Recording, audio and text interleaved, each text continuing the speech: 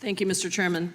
Welcome and good morning to our witnesses. It appears that this subcommittee has found a new angle to have the same border hearing that we have had 6 times already this Congress.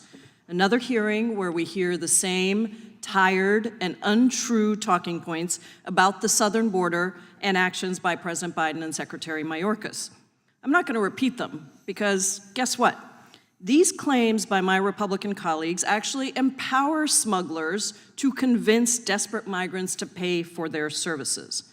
When I read the CNN article that came out at the end of last month about migrants from Uzbekistan crossing the southern border with the help from somebody allegedly linked to ISIS, I wanted to learn more. Everyone on this panel wants to keep Americans safe.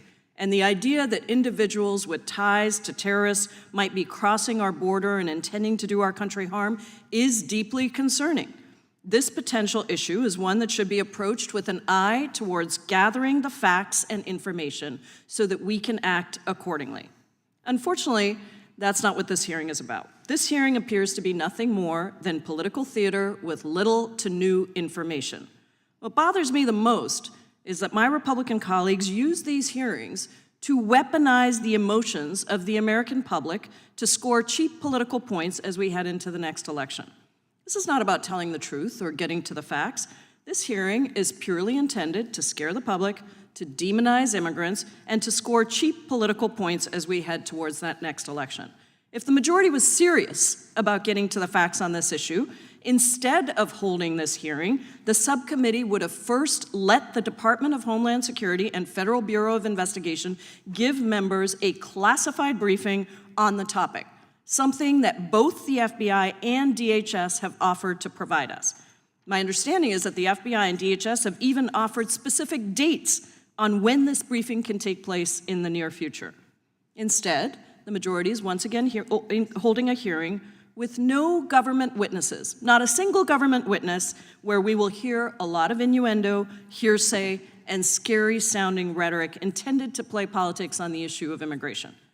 This is not the way to conduct oversight, especially over a national security issue that belongs in a classified setting. This is not a serious hearing intended to gather facts and get to the truth, but while we're here, I think it's important for us to get some facts out there. Fact number 1. In the last 48 years, going back to 1975, the number of Americans killed by a terrorist who crossed the southern border unlawfully is 0. That's right. Not a single American has been injured or killed by a terrorist who crossed our southern border without authorization. So don't fall for Republican fear-mongering. Fact number 2. The only foreign-born terrorists who crossed the southern border unlawfully were 3 brothers from Macedonia who came to the United States while Ronald Reagan was president. 20 years later, they were arrested while planning an attack in New Jersey. Our systems worked then, but you certainly won't hear Republicans on this committee raise either of those 2 facts. Fact number 3. Yes, there has been an increase in the number of migrants apprehended who are on the, quote, terror screening data set. These people have been apprehended, and they receive additional vetting and interviews from DHS as a result. There is also coordination with the FBI on the appropriate action that should be taken when responding to these individuals. If it is determined that these individuals pose a serious threat to national security or public safety, they may be denied admission, detained, removed, or turned over to another agency for prosecution as appropriate. All of this could have been discussed with a classified briefing. But that is not the path that the majority chose because they are not interested in the facts.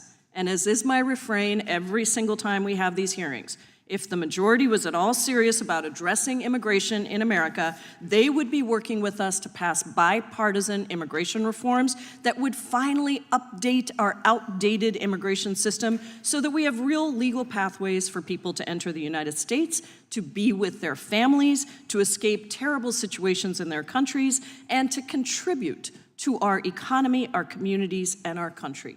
That is what would decrease the number of people coming to the southern border. That is what would allow Border Patrol agents to focus on true security threats. And that is what would allow more people to go through detailed vetting before ever coming to the United States. That is how we can improve our national security. Instead, Some Republicans have openly said that they want to defund the Department of Homeland Security and the FBI. And last year, almost every one of them voted against the bipartisan infrastructure bill, which provided additional funding to ports of entry for non-intrusive inspections to combat smuggling of people and drugs, modernization, and additional staffing. Unfortunately, we have another hearing today that prioritizes cheap political points and outrage over action. So let the show begin.